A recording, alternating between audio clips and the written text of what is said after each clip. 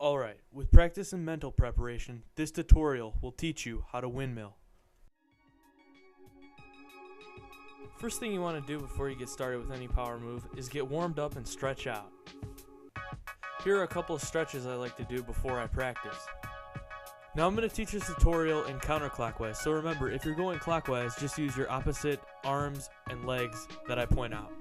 Also, getting a smooth surface will help. A piece of cardboard will do just fine, and is actually probably better than this pegboard that I have in the video. Now back to stretching. It's also important to stretch out your wrist when learning to do the windmill, because you will be putting a lot of pressure on your arms and wrists, especially when you're beginning. Now, when practicing this move, I recommend wearing a sweatshirt to make the experience more comfortable. Now, one way to start learning this move is from the stabbing position.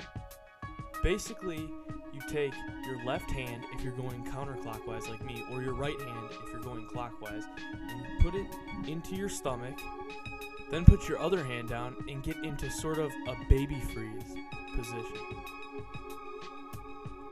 When you feel pretty comfortable here, you can start attempting the initial roll.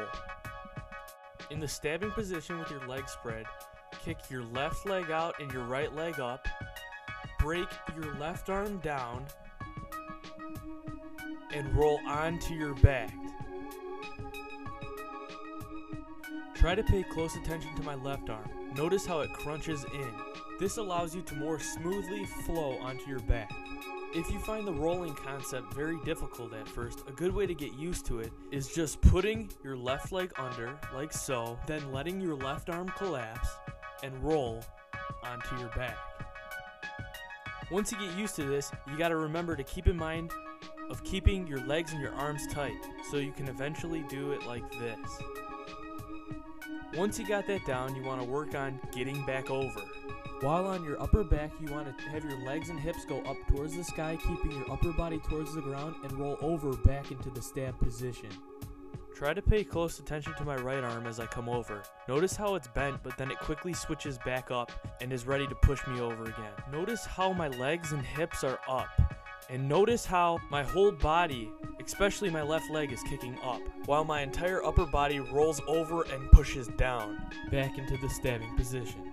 Now, if you're having trouble generating enough momentum from the stab position, consider throwing a new backspin and trying to get over from that, like so. And once again, pay attention to how the right arm bent helps you get over smoothly.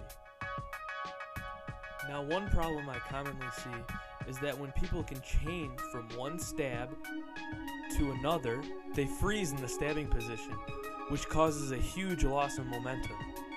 A better way to approach this is always mentally prepare yourself to do multiple windmills, and always attempt to do multiple windmills, even if it looks really sloppy and you feel yourself losing momentum. Just keep going and don't stop. Something that might help you get over is generating a bounce with your body.